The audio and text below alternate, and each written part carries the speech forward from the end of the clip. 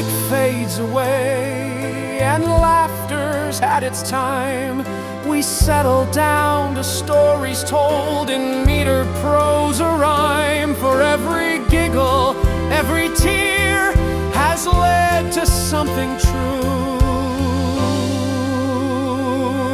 It's a chronicle of dreams that grow ironical, with twists and turns and lessons learned and tales that make your spirit burn. One heart, one mic, one soul to share. It's life retold in chronicle flair. A comedy, a balladry, a musical, a chronicle sincere. From laughs to feels, from beats to tales, the T-Riffic show prevails. Get a dazzling, heartfelt truth and giggle show it goes. Now we meet someone who doesn't just trip over words, she somersaults over them. Granny Fumblebuttons will take us on a whirlwind, on an experience that will show us that in her world, mistakes aren't just called for, they're mandatory. Granny Fumblebuttons. Once upon a time, in the utterly wobbly kingdom of cracked plates, chaos wasn't just common, it was practically a sport. The baker burned bread so often that villagers started using it as juggling props, doorstops, and impromptu hats.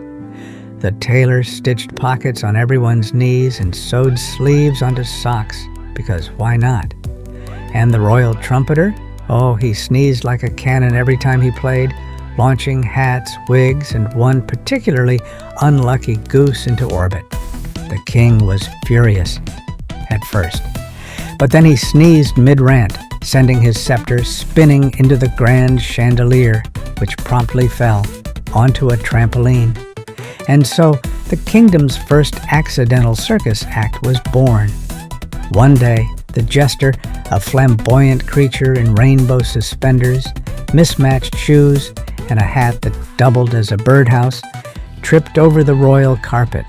He somersaulted over the king's royal cat, which yowled and became mildly airborne, bounced off the throne, launched a custard pie into the air, and landed squarely in a giant vat of jelly.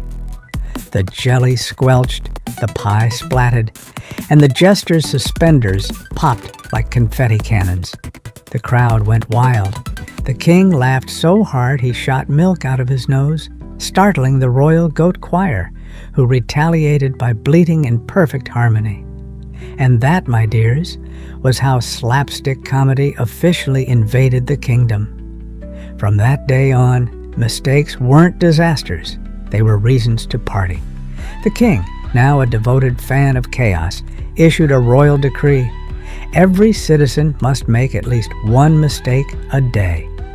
Failure to comply will result in mandatory mime school forever. The villagers cheered because mimes are terrifyingly hilarious, especially when they pretend to get trapped in invisible walls for hours. The mishaps didn't stop there.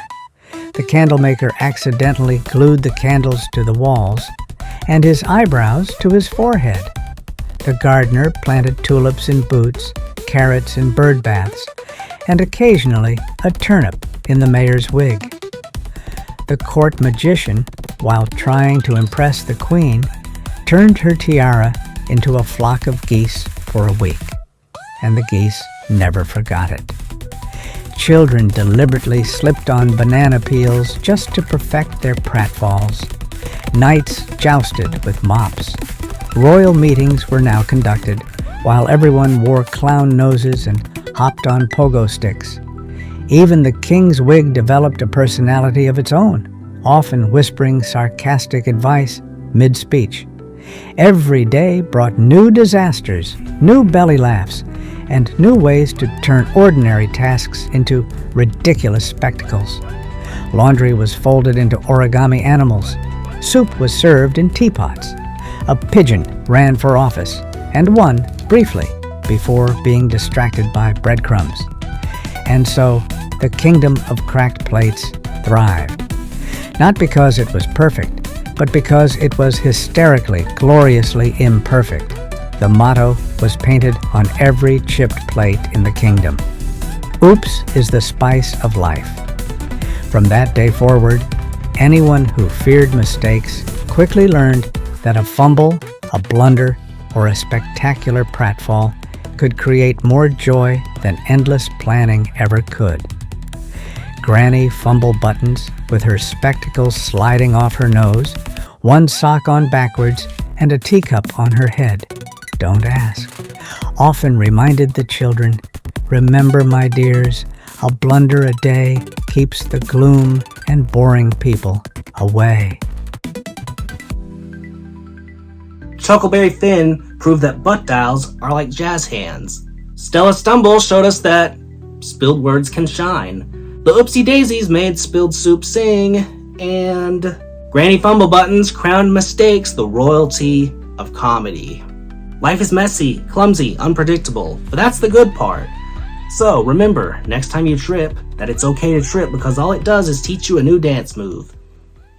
Okay, bad example. Anyway, until then, stay terrific.